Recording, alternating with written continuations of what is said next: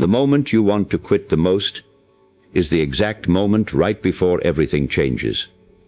Most people will never know because they stopped 1 second too soon. Right at the edge of their breakthrough, you've given everything. You're exhausted, your mind screaming at you to stop. The finish line feels invisible, and no one would blame you for walking away. You're not weak, you're human. That voice whispering, maybe it's just not meant for you. Maybe you've hit your ceiling. But that voice is a liar.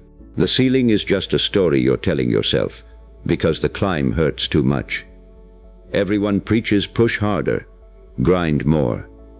But no one tells you that the last 5% is invisible. It's not another rep.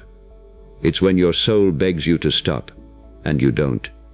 You've read the quotes, watched the motivational videos. But when it's 3 a.m. and your dream feels like a punishment, those words are just noise. The real test doesn't care about inspiration. No one sees this part. They see the trophies, not the hours where you were the only one who believed. This is the lonely stretch where quitting feels like sanity, not failure. The myth is that resilience is a muscle you're born with. It's not. It's a decision you make in the ugliest moments, when your confidence is cracked, and the world says you're a fool. Most advice stops at keep going. But why should you? Because the difference between a legend and a quitter isn't talent. It's the ability to endure the unbearable final inches. So what if the pain isn't a sign to stop, but a signal that you're exactly where the extraordinary begins? What if every hero story started with a moment that felt like a dead end? The last 5% isn't about more effort. It's about a shift in perspective that most never make. Because when you're at your breaking point, you're actually standing at a door. That door isn't locked. It's heavy with every doubt you've ever carried. But when you finally push through, you realize the weight wasn't holding you back. It was building the strength you'd need on the other side. They leave because the silence becomes unbearable. But in that silence, you hear something they never will. The voice that isn't doubt, but the raw, unfiltered truth of who you're becoming, spoken in a language only the brave understand. This is where the amateurs turn back, not because it's impossible, but because the price becomes visible. You have to burn the backup plans, the excuses, the comfortable stories. And that fire is blinding. You stop asking how much longer. You stop waiting for permission. You stop looking back.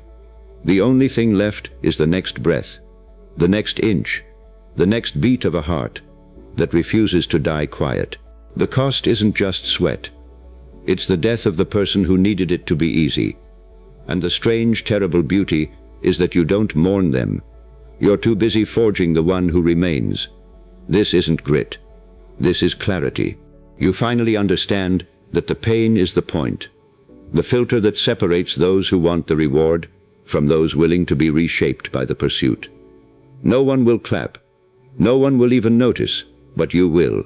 And that moment, when you look in the mirror and see someone who didn't fold, that's the only currency that matters. The last 5% reveals one brutal truth. The noise, the doubt, the fatigue. It was never the enemy. It was the forge. And you wouldn't trade a single scar for the hollow comfort of never having tried. So what's on the other side?